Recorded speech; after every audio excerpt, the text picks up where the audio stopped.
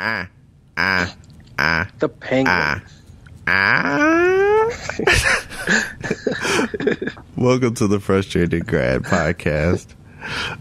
Today we're going to be talking about Suicide Squad, and I'm bringing on a friend to talk about this. He's been on with me before.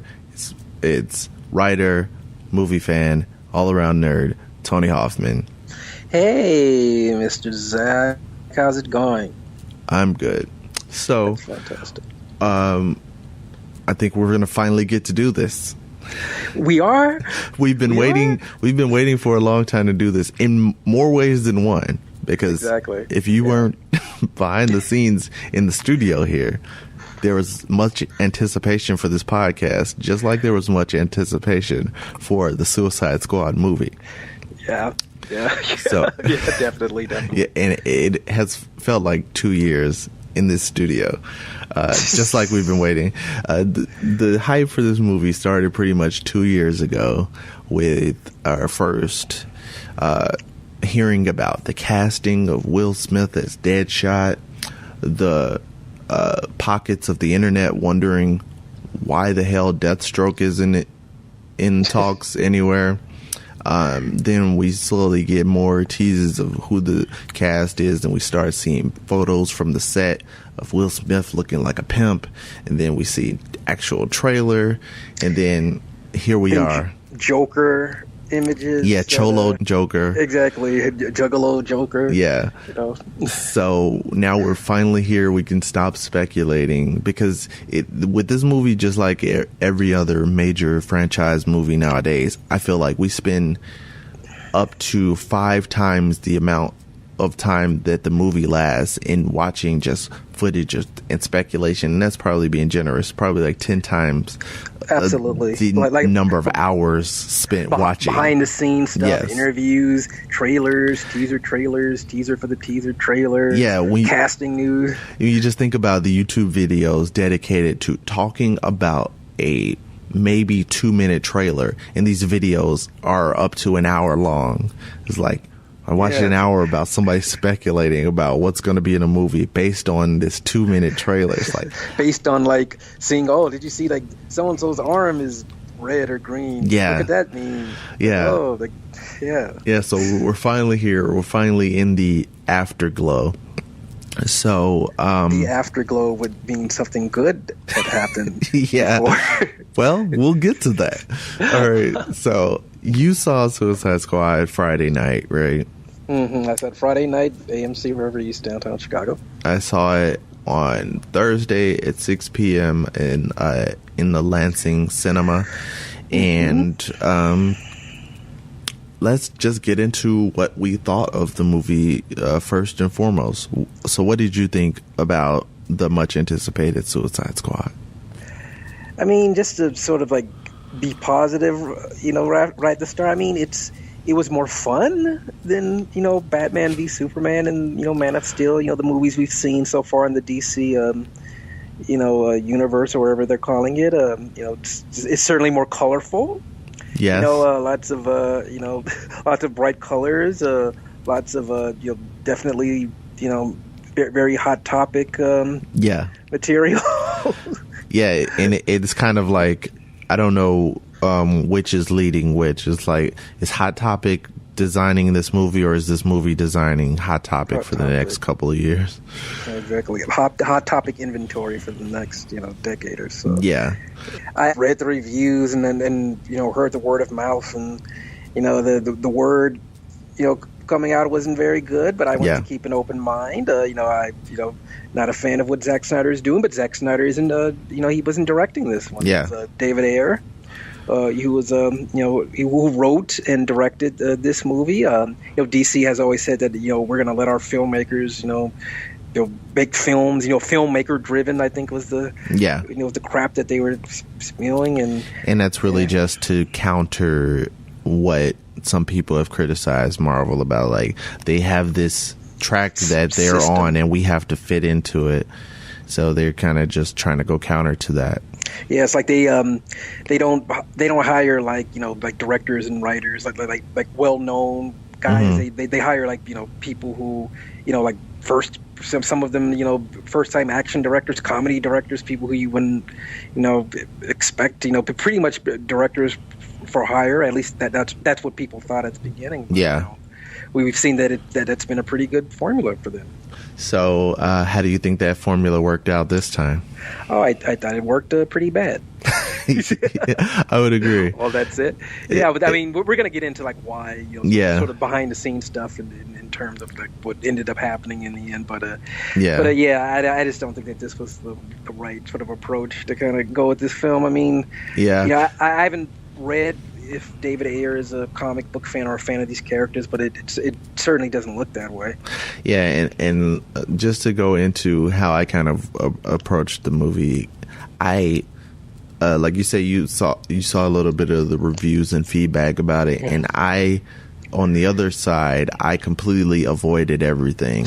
I would see the thumbnails. No Rotten Tomatoes for you. Yeah, I would see the thumbnails for videos about it, and they were kind of back and forth like, oh, what does Suicide Squad mean for the DCEU? Is it that good? Question mark, and different things like that. So I didn't watch them, but I was like, okay, it seems like, okay, maybe people like it, maybe some people don't like it, I don't know. And I saw some just, good reviews. Yeah, and I just didn't click any further than that.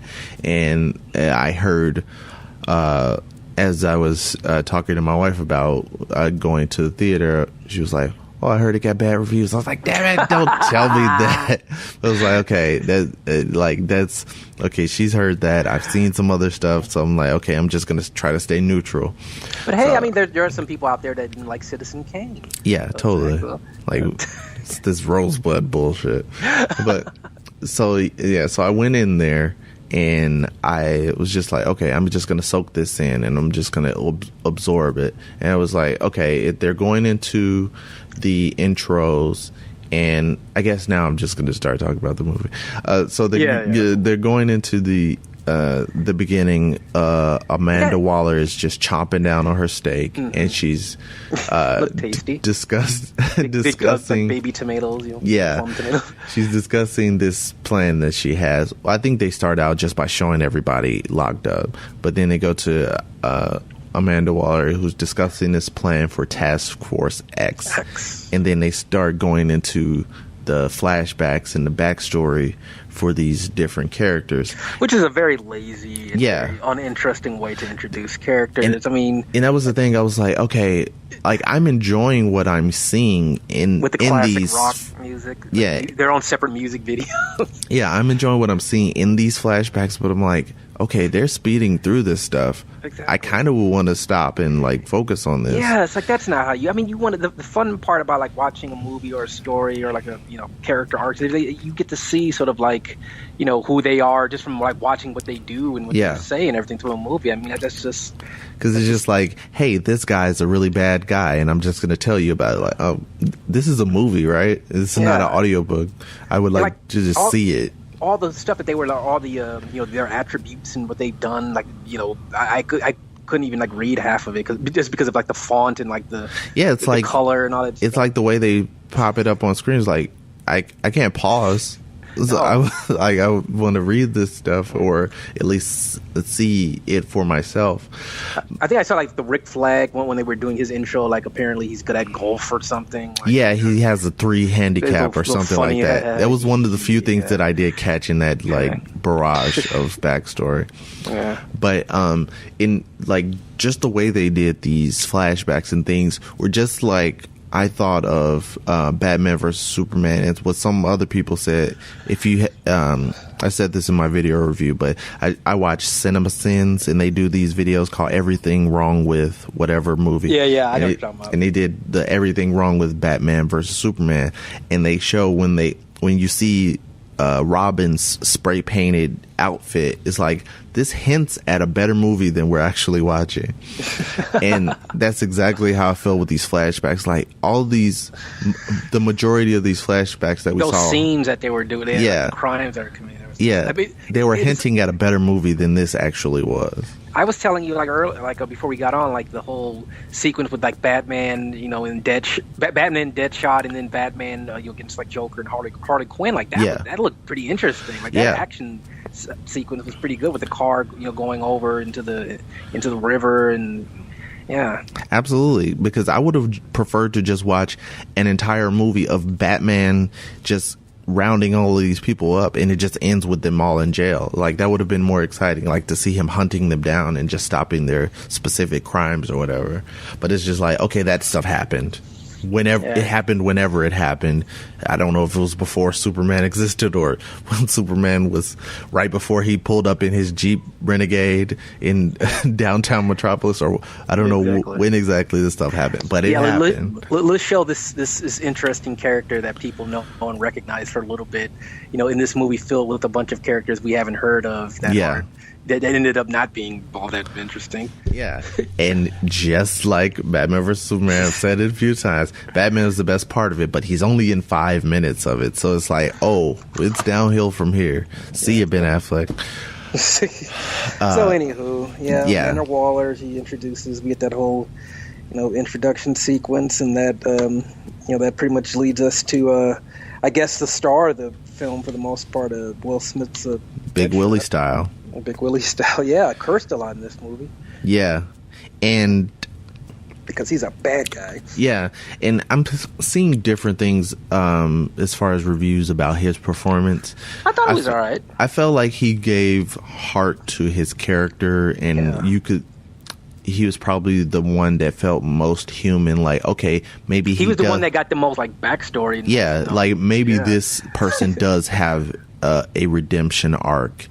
But for the most part, nobody else really does. Harley Quinn is just basically killing time until Joker comes for her. It's like, okay, I'm going to be a hero now, but I'm totally just going to kill more people when my boyfriend comes back.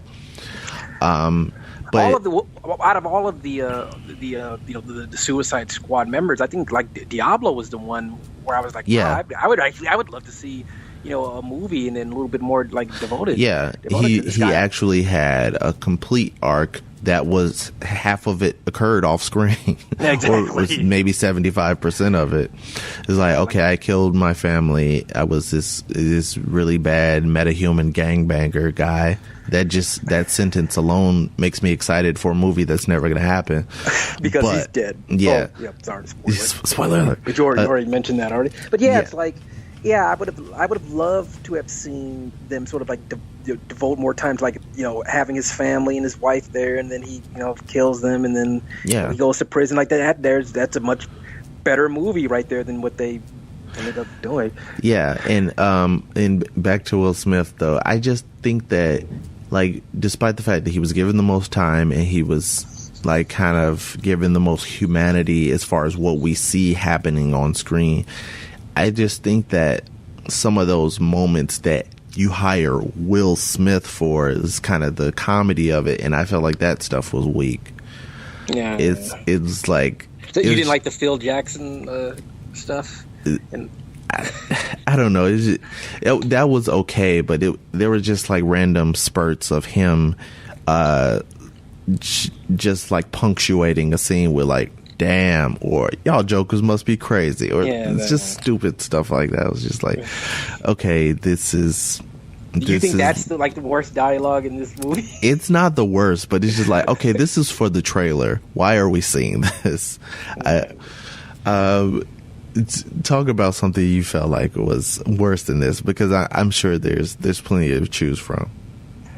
I mean, like the Viola Davis's her work in this film as Amanda Waller. Mm-hmm. I mean, she's obviously like a great actress, and her, she's not in the film, as much as I would like. I mean, I agree. She's definitely a presence in the film. I liked Margot. I like Margot Robbie's. I mean, her take on the Harley Quinn is interesting, but you can't deny that she definitely has like star presence and commits to it and everything. But it's a problematic, performance. Yeah, I think it was kind of up and down. Like as like as we see her in the flashbacks, it's interesting. And like I said, that's another story that I would kind of like to see this play out, but we just see glimpses of her being the therapist for the Joker as I believe he's in Arkham Asylum. She's trying to rehabilitate him, but he slowly gets to her. We don't really see, like, there isn't that much of a shift from her just being like a normal doctor to like they just kind of fast forward to it. Exactly. She's already pretty like whacked down the head by the time they start showing the backstory stuff. Yeah, so that would have been nice to see it play out, but it was just like, it's probably the idea of it that was more entertaining than what we actually saw. Like, okay, exactly. I would appreciate seeing this doctor who slowly goes crazy and is just as deranged as the Joker. Her mind twisted by the Joker. Yeah. Maybe it's like because I'm old. Maybe it's because like my idea of Harley Quinn and what I remember her for is from like the old Batman the animated series from the early '90s, and how obviously she's like she's pretty much like the Joker's fuck toy, if you will. Basically. But even as she's being like manipulated by the Joker, she does like stand up for herself at times. She does to tell the Joker to go screw himself, and she's a little bit more I guess a little bit more assertive, whereas I don't read the Harley Quinn comics and some of the Batman comics, but the way that she's been portrayed basically as this sex object who's and that's kind of what we get here. Who gets abused by the Joker and like whatever. It's like it didn't seem like she had any negative feelings about the treatment she got from the Joker. She's just waiting for him to show up, just like a dog sitting at the door while you go to work. It's just like she's just there. Dog. And the Joker, he only shows up for maybe 10 or so minutes. Yeah, a combined 10 minutes of screen time, I believe, because it's just that's another thing that it was so bad that I wasn't complaining that much, considering how bad. It's kind of like if they whittled down Lex Luthor from Batman vs Superman. It's like he wasn't in it that much, but he sucked, so that's a positive, I guess. Yeah, but it's like, and you could have just removed the Joker from this movie. He was totally unnecessary. It wouldn't have changed any. It wouldn't have changed any events. But that's the problem, though, is that with the marketing, they made it seem like, okay, they got all these guys together to take on the Joker. It's like, okay, that's kind of interesting. How is the Joker at this level where he needs a squad to take him down? And it turns out, no, he's just some guy on the sideline trying to snatch his girl out of this situation. It's just like, okay, that wasn't necessary. You could have really just saved him for, okay, you have the flashbacks to establish why Harley's crazy, and he's not around at all until that ending scene where he comes back to get her. Because it's like, okay, that's kind of your teaser for whatever happens in the future, and he's not a part of the main story because he's not needed. Yeah, it just makes you feel cynical, because you're just thinking like, well, the only reason Batman's in this is because everybody likes Batman, and then the studio wants him to be in the movie, and the Joker's in this movie because he's the Joker. Everybody knows the Joker, so the studio wants him to be in this movie. Yeah, it's kind of like, okay, we need these pieces so that we can justify this whole thing. But it's like, well, if you need those to justify them, you either need to make them matter, or you need to make the stuff that's not them matter. Yeah. Then it's like, why even make the movie at all? Because it's like, clearly you're not confident enough that these characters. Yeah, in my little mini review I posted as I was waiting for my video to render, I just whittled it down to one thing I found in my review. I was like, this was totally pointless. Yes. Like, there was no point for this movie to exist. Like, what was Amanda Waller getting them together for exactly? Because that's you hit on it exactly. My problem. Like, that was my first problem, because she was like, well, we need to put them together to eliminate threats that Superman would have taken out. But it's like metahumans. But it was like there was no threat to humanity until you assembled this team. Exactly. You actually created the threat. But Enchantress and her brother and everything. Yes, exactly. That was your fault. Yeah, it was like what were they gonna do before your member of the team just went rogue? It's like, because like in the comics and some of the cartoons, specifically like the Justice League Unlimited cartoon, like they're put together to steal something from the Justice League's headquarters in space to bring it, like some big powerful weapon to bring to them, because they need to like, you know, put them in check, like the Justice League, they don't work for the government, they're like loose cannon, so we need to have our own. So it's kind of like similar to the Avengers thing. It's like if you hired some villains to kind of give you an equalizer against the Avengers or whatever. So that makes sense. Yeah. Or it would have at least made more sense for them to be set up to take on a threat that was about at their skill level. Yeah, they use she uses them to like do like real, like their dirty work. That like stuff you don't want the government's name on. Like okay, we need this dictator killed, but we have a ceasefire and we're not supposed to even be in their country, but we're gonna send you guys in because you're totally off the books, and we can kill you all if we need to. That would make sense. That makes perfect sense. And they're not the baddest of the baddest criminals. They're just random criminals that nobody cares about. That if they get killed, you know, who cares? Hence the name, no Suicide Squad. Yeah, because that's what it seemed like. Because even like from what I know, from what I've heard about it from the comics, I haven't read extensively on them in the comics, but even from what I know about him from the Flash and Arrow universe, it's like, okay, these criminals a lot of times they aren't killed, but they still have some kind of use in this universe. So when they disappear, it's just to let you, the fan, know, like, they're not just out on the loose. Like, okay, they were caught, but they're being used for something else, and you're not seeing them, and that's why they get away, and that's why they aren't killed, because they have some kind of greater purpose in this universe. So that's interesting, because like it sounds like the Suicide Squad, like from the comics at least, is kind of a rotating group. Like, okay, this person finally got caught, we're gonna put them on the Suicide Squad. Or it's like you kind of collect these guys and use them for whatever you want to use them for. So devious purposes. Yeah, so that would make sense for if they were just like on standby and something happened and you had to pull these guys out because other people weren't available, or this was something that was kind of on the darker side of the mission. And they're being like blackmailed, and you know, to do these like missions for the government, and like you know, as we saw like in the movie, like their, you know, families and whatever closest thing that they have to loved ones are like being threatened and whatnot. And then they like what sort of boggled my mind was that, you know, the whole baddest of the bad thing. Like, oh, these are the worst criminals in the world, and you know, she has that line about like, I put them in a hole and threw them in another hole. Like they're not the baddest villains. I mean, what are they better than like the Joker? Or because it's like, okay, the Joker is out there on the loose and he's doing stuff, so he's like, you should have probably sent them after him. Yeah, exactly. But it's like they decided not to do that. They didn't really have any kind of plan for them, and then just something blows up in your preparation of the group. It's like it kind of is showing the cracks of this plan as she's presenting the plan. It's like, okay, this, to prove to you that these people are badass and they have powers and that I can control them, here's the Enchantress. Let me show you what she can do.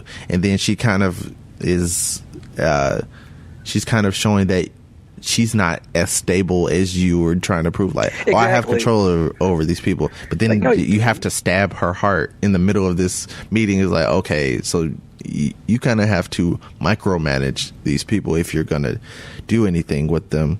So that's already showing like this can go very bad very quickly, and it does before the plan even goes into motion. I mean, like, if in the hands of like a smarter writer and a smarter director, they could have did something with that, where it's like, you know, the government has this powerful weapon that they think they have control over, but they don't, and they end up fucking it up, and then now they have to clean up their own messes at the expense of, you know, people's lives and stuff. But because it could have been like, you know, it didn't go that way. And it could have been like, but at the risk of comparing the franchises again, it could have gone similar to Avengers: Age of Ultron, which some people are mixed about how they felt about that, but it could have been a situation like that. It's like, okay, you could have established this team to do overall good for the government, but then it just completely goes wrong, and they get loose, kind of like Ultron. Like, oh, he was supposed to be a peacekeeper. Oh, I fucked up.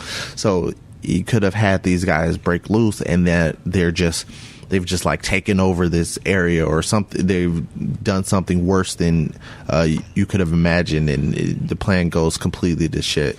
Then you would have to bring in the real good guys to take them down. That would have been interesting. You would have had trouble figuring out who you focused on, but they didn't have a real focus in this movie either. So I feel like there was a better way that this could have been done. So let's try to like summarize quickly what the whole plot of this film is, and we're all right, from point A to point B to point C. Good luck.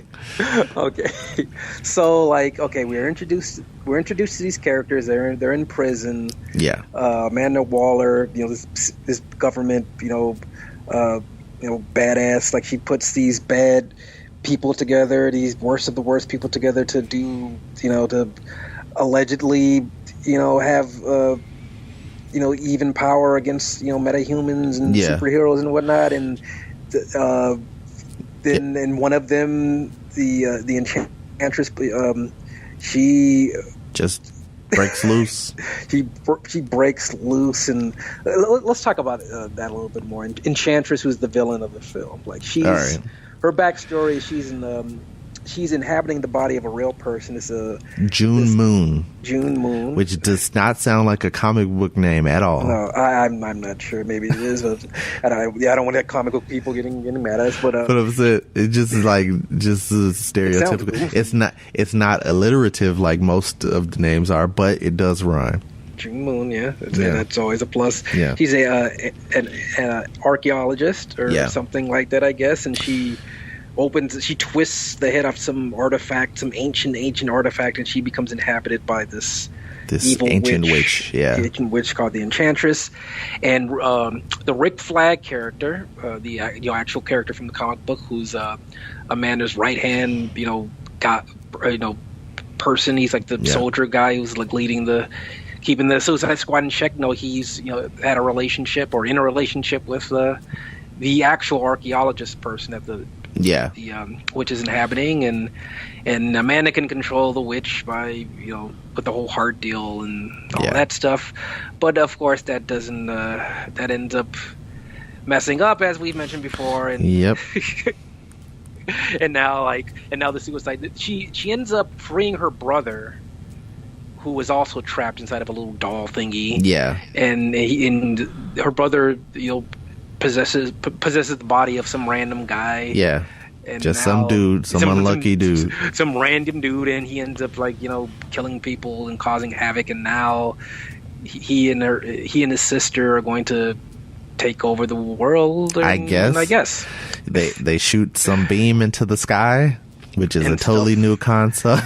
Yeah, absolutely, very original. And then now this Suicide Squad that's been put together has to now stop something that the people who put them together started. Yeah, if you were a conspiracy theorist within this DC universe, you could say kind of a George Bush started 9/11 thing is like, oh, Amanda Waller released the Enchantress so she could get her task force approved. It's like, you can feel that it's like maybe that's someone like in the original script or the original cut of the film, like that's maybe where they were trying to draw parallels to, but then it's some other film that's mixed in with it. Yeah, because that would have been actually interesting. Yes. It's like, okay, I have this team that I want to get approval for, and I need them to take on whatever threats come at our country. There's a smarter movie trying to get out. Yeah, and it's like, okay, like we don't have any threats against our country at this point, and then she creates the threat. It's like, now I need my team, you approve it, and then they approve it. Like, it kind of would have made more sense in giving me something to hold on to. It's like, okay, now I know what's happening, I know why it's happening, and I know why Amanda Waller is really the villain here.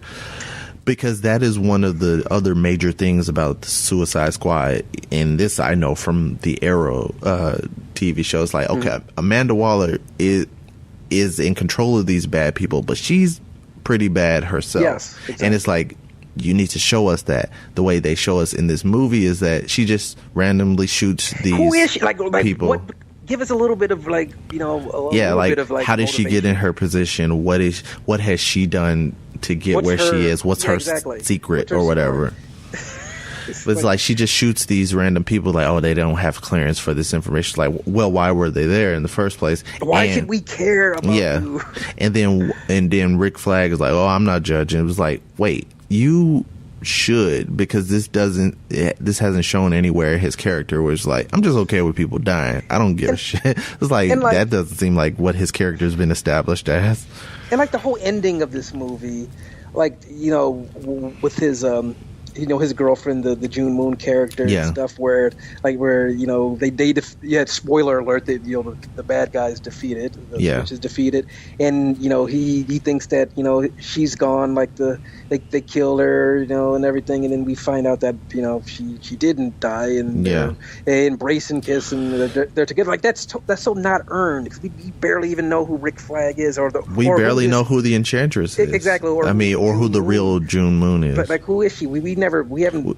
We just know she's been taken over by this belly dancing witch ghost, and she just, because that's one thing I didn't pay attention to that much in the movie, but a lot of people have picked up on this in reviews. They're just showing how she's like gyrating every time you see her. It's like, okay. Yeah, what was her? She's the model. Her name was Akara Delevingne. I believe. Yeah. Model. She was. A lot of people have a problem with her acting in this movie, and like I just didn't even pay attention. Yeah, to no, it was just like whatever. It was just one bad thing and a bunch of other mixed in with a bunch of other bad things. She was in that movie with the Paper Towns or Paper Planes or something from. I think Paper Towns. I never Paper saw Towns, it though. Whatever. Yeah. She's acting now. Yeah, totally. So how they got from A to C would not have needed to take place if they didn't completely ruin everything in the process of setting up the team. So that's why I feel like overall the movie is pointless, because if you don't establish the team, you don't have a reason to establish the team. It's kind of a time paradox situation. We should mention who's on the team, Zach. All right, so we've got Will Smith as Deadshot. We've got Jai Courtney as Captain Boomerang, who's usually like the low point of everything. Movie. But I'll tell you what, in this movie, like he's not the worst thing in the movie, which is the best compliment I could give him, I guess. I actually thought he was pretty, he was funny. He was funny, but what did he do on the team? He has boomerangs, because he's Captain Boomerang. Yeah, but how many boomerangs did he throw? He threw the one that had the camera on it, where they could spy on the Enchantress. He threw that, and then I think he threw another one that just missed, and he caught it. Yeah. He was, he was funny at the time. Yes. He was the comic relief of the guy. Yes. That's a very powerful weapon. Because, he was one of a couple comic reliefs. Exactly. Because when things get stressful, you need comic relief. Yeah, because you also had the star of the movie, Will Smith, as Deadshot, who was also comic relief, and you also have Harley Quinn, who is comic relief. Who was walking comic relief. And then you also have Killer Croc, who is like a semi-Hulk character, who is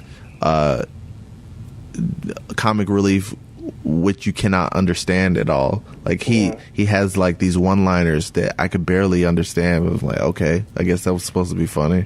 His request when at the end of the movie is that BT. He went BT. It's like, so that's a black dude under all of that makeup. Thanks for telling us. Exactly. Yeah, we wouldn't be able to know that he was black if he didn't like BT. Yeah. So you have Killer Croc. Is there anybody I'm not mentioning because they were killed immediately? Exactly. You forgot about the character who was the actor who participated in all of the marketing and press junkets and promos and stuff, and then we find out that his character Slipknot gets killed rather quickly.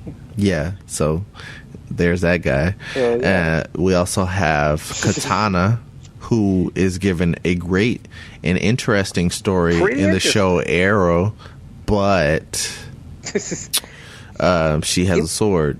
She's pretty much a random sort of character. When she said, like, she's there as sort of like protection for Rick Flag and basically this person that keeps them in line if they try to like get away or whatever. I guess so. I guess. Yeah. Her whole deal is that she can. Her sword can capture souls. Yes, and her husband's soul is whoever she kills. Yeah, and her husband's soul is trapped in a sword. So did she kill her husband, or what was the deal with that? I think they said like it was the sword that was used to kill her husband, but I'm not sure if she killed him or whatever. All right. It wasn't explained properly. Yeah, it's like of all the people who got flashbacks, it's like some of the people who were already supposed to be more noble characters is like, okay, we don't care about them. I'm like, all right, great.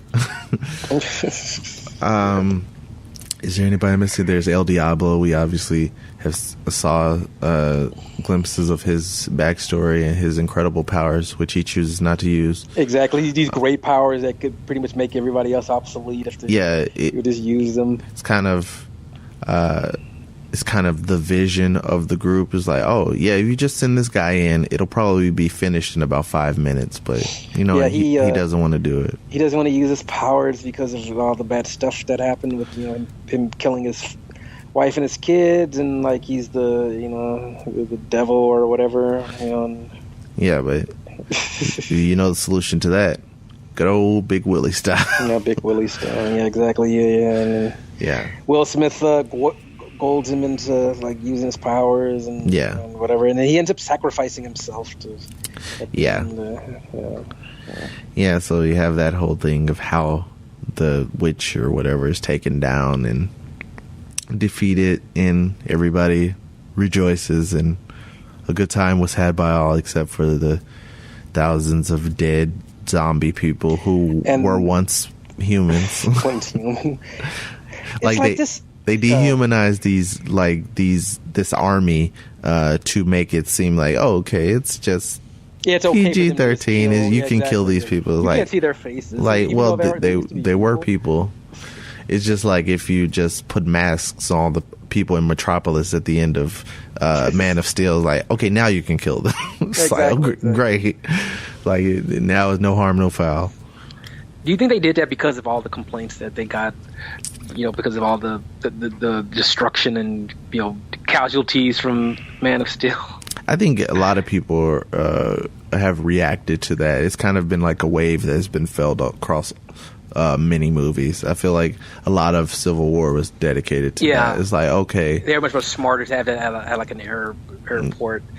Yeah, it's like, okay, This island is uninhabited. It's right in between two major cities. They make sure to like say that clearly. Yeah, it's basically like if you had Chicago and LA right next to each other, but there's nothing in between. It's like, okay, great. That totally makes sense. For miles. Yeah, that makes total sense. I mean, but Suicide Squad, it just feels like just the production of the movie is more interesting than the actual movie. Like, yes. Everything surrounding the movie is better than the movie. Like the posters, the font and animation for the title sequences, the soundtrack, all that stuff is hinting at something that is great, and this is just like hollow. It's nothing. I'm just talking about like the actual the behind the scenes drama and the casting stuff and like the reshoots, all the reshoots. I mean, I was reading something. I think it was like the Hollywood Reporter, where they were talking about like what a shit show that this was. Yeah, in terms of the two cuts of the film that they showed. Like, I guess one was more closer in tone to the prior Snyder DC films, and one was like this sort of lighter, goofier film that DC wanted and edited themselves. I guess the people who edited the trailer. I heard that. It's okay, they're gonna do their fun cut. This movie, which I've never heard of people who edit trailers. Yeah, I thought that was just all they did, and it was like, oh, this doesn't sound like a great idea. Because you remember, like, we all heard that, like, you know, when the trailer, the trailer for it came out, you know, it was like after Batman, you know, versus Superman, I think, and like people were like, oh, that's actually pretty funny, that looks awesome and stuff, and so, like, I guess Warner Brothers' reaction to it was, oh shit, like we gotta change this movie, we gotta make it look more. Like they see all the stuff we put in the trailer, and they thought that stuff was pretty funny. Exactly. But it's like that's only funny stuff in the movie. Exactly. We put it all in this one little 2-minute trailer, and whatever. Oh shit, we gotta fucking lighten this movie up. And I guess that's what we ended up getting was this, you know, bad final cut. And then it was like, oh, people were trying to defend it. It's like, oh, movies do reshoots all the time. Don't look too much into that. And it was like, okay. Seeing the movie is like, okay, they obviously felt like there was something missing, and one scene that I don't have any confirmation for this, but I feel like is probably an obvious reshot scene, or that they put in there, is the bar scene. It's just like, okay, we need to humanize these people more. Let's give them a place to make jokes. So they're just gonna walk into this bar randomly. This random bar. Yeah, it's like they're in the middle of a mission, but we're just gonna stop right here and just have a couple of yucks. Oh no, see, they were upset because they found out why they were there, and like, you know, with the big it's like, oh, with the Enchantress and all that stuff, and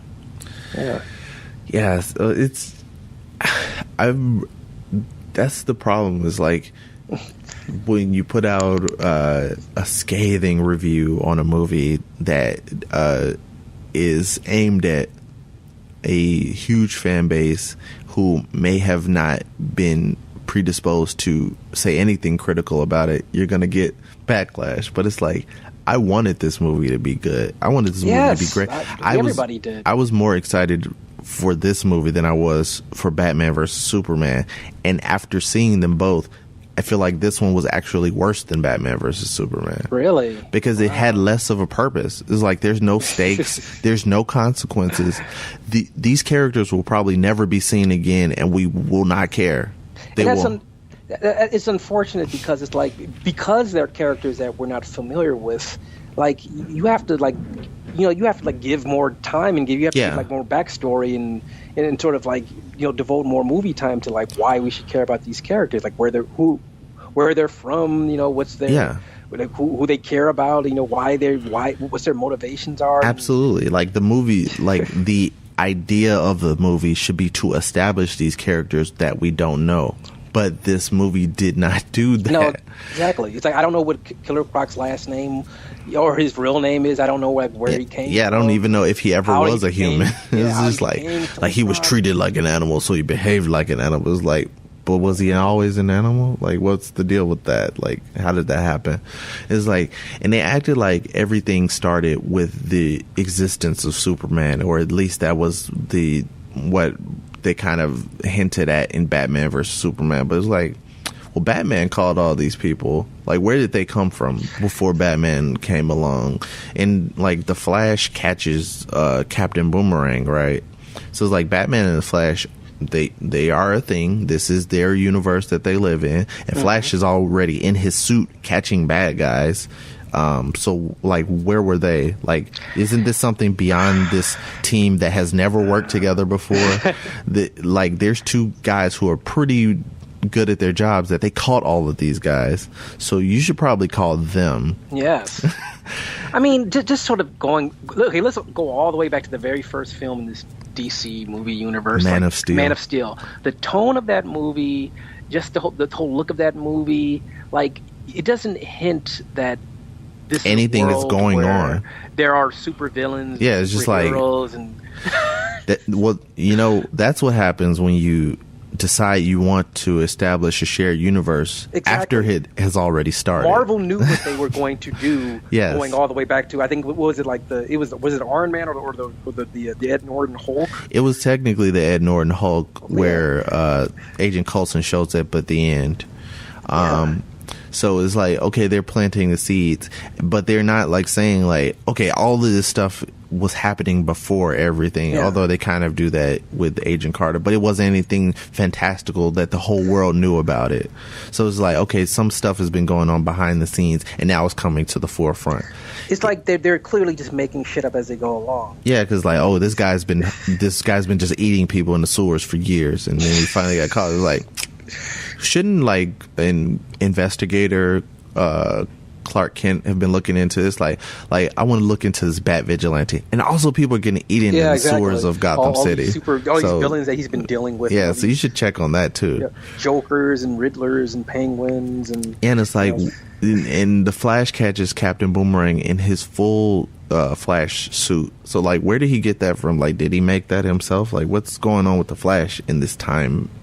Star Labs or whatever. Yeah, because like, okay, or did he come back from the past? He heard this guy Captain Boomerang was going to take over the world, and he just stopped him in his tracks, or what? And it's like they have the whole montage in like Batman v Superman, where like Superman is going around the world, you know, doing all these heroic things. Like but he missed all of this stuff. Yeah, exactly. Like he can hear Lois fart from across the world. He can't hear his mom get kidnapped. And he can't hear somebody screaming for their lives as they're getting eaten in the sewer across the bay from him. Yeah, exactly. So all this mayhem that's happening, you know, in his backyard. So we didn't like the movie. Yeah.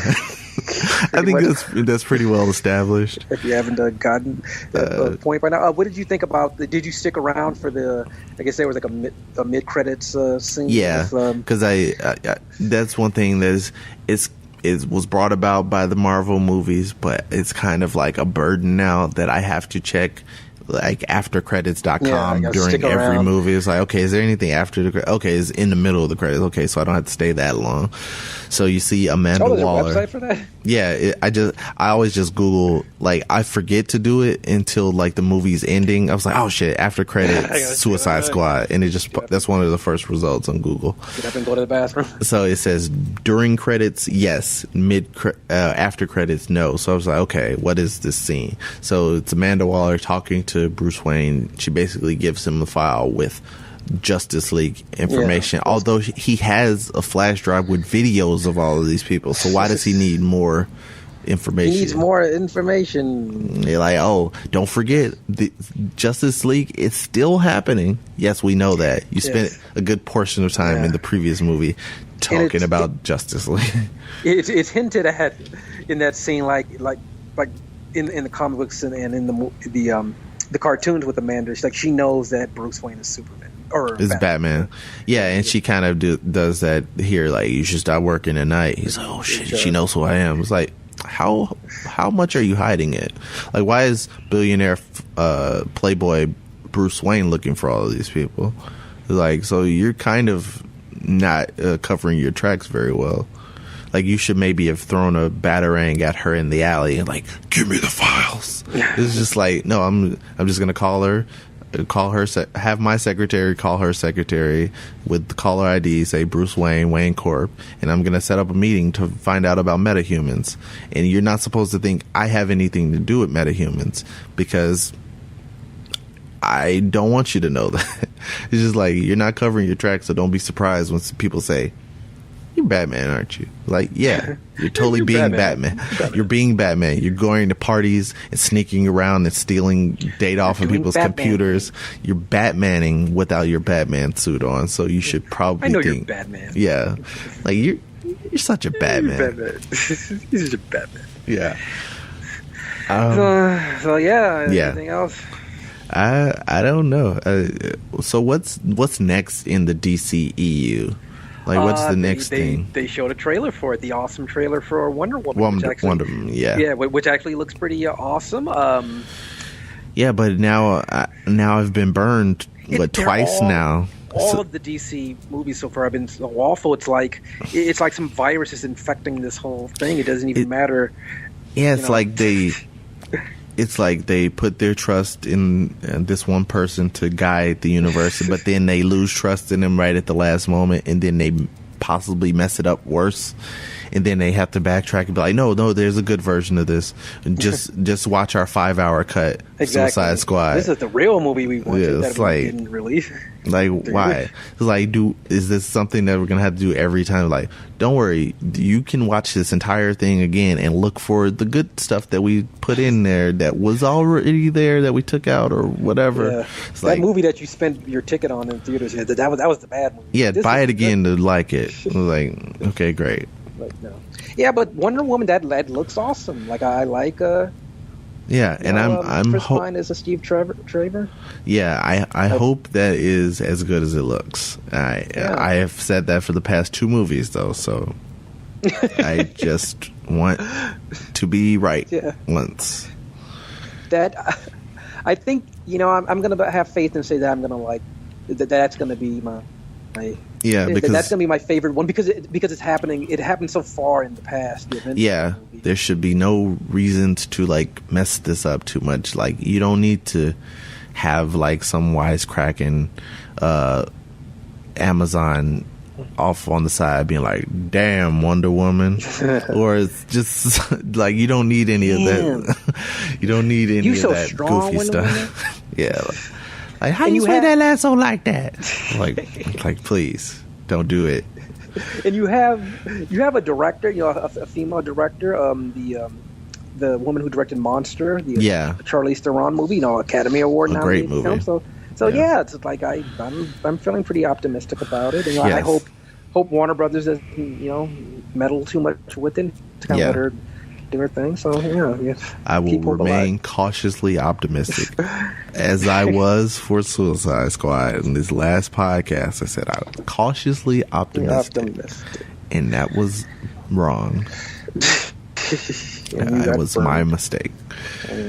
So I think that's pretty much all I have to say about this movie. And anything you feel like we missed, I'm going to check my notes really quick because I think I pretty much hit on everything. If you had to rank Jared Leto's Joker performance from every performance we've seen of the Joker in live action, like where would you rank it?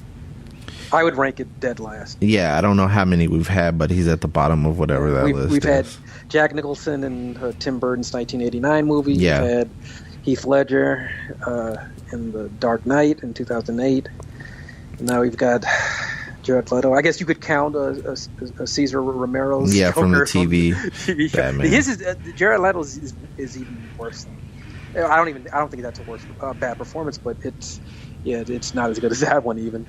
Yeah, I don't think he broke any ground with this one. He wasn't. There was no point of even calling him the Joker. No, he wasn't intimidating. You certainly don't get the sense that he's like some bad guy that everybody should be afraid of, or that he's in charge, or I guess if you want to, I come up with ideas that make this concept more interesting, but they don't have anything to do with what actually happened in the movie. Like, I would be excited if something happened along the lines of how they did in Gotham, and a lot of people don't like Gotham, but like the person we thought who was going to be the Joker in Gotham kind of dies and is, spoilers for Gotham, he dies in a very public way and becomes possibly the inspiration for the real Joker, and it kind of like sets off this crazy bomb in a lot of people's heads. Like, I was inspired by that. All these like psychos just see this and like, oh,